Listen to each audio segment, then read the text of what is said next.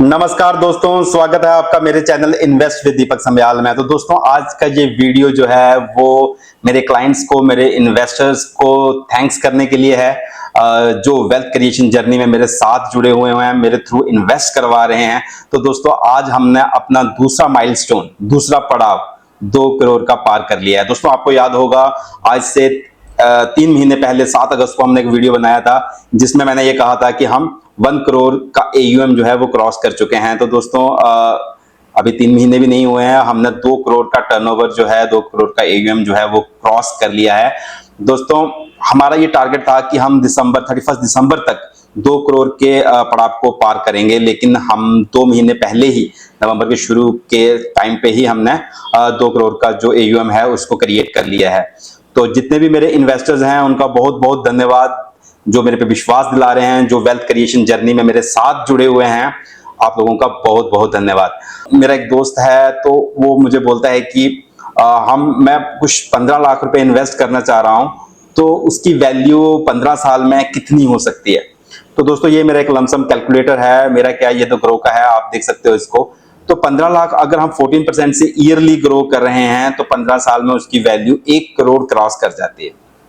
वही अगर आप 15 लाख रुपए किसी भी फिक्स इनकम इंस्ट्रूमेंट में लगाते हैं जो आपको 7% के आसपास के रिटर्न देते हैं, तो आपके पैसे सिर्फ 40 लाख के आसपास बनते हैं।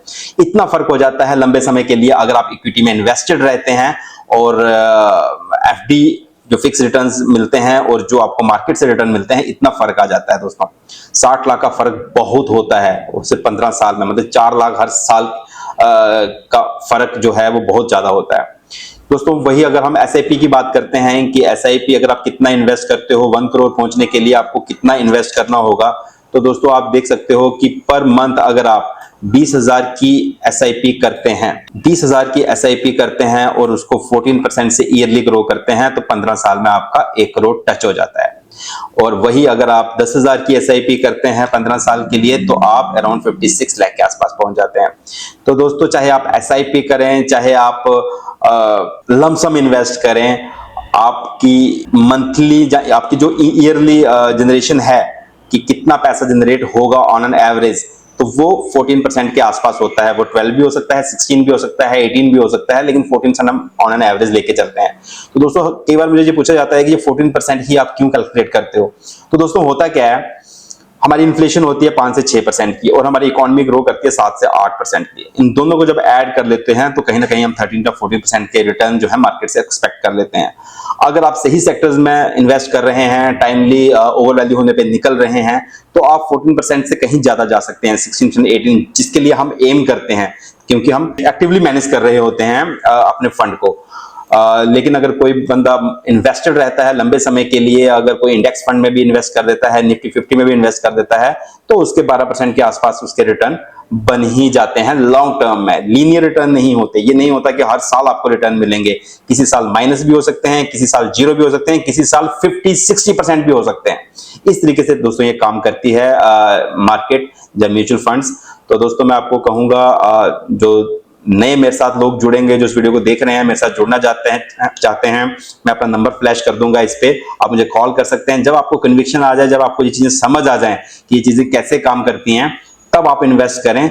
लेकिन जितना आप लेट करेंगे तो चीजें, आपको पता है कि कोई अगर लैंड का कोई रेट है, तो वो अगर आप 10 साल बाद खरीदोगे, 5 साल बाद खरीदोगे, तो आपको महंगा ही मिलेगा, क्योंकि एसेट्स के रेट जो हैं वो इन्फ्लेशन से ज्यादा रेट में बढ़ते ही रहते हैं। तो धन्यवाद दोस्तों मेरे क्लाइंट को, जिन्होंने मेरी वेल्थ क्रिएशन जर्नी में मेरा साथ दिया और 2 करोड़ का AUM पहुंचने में मेरी मदद की।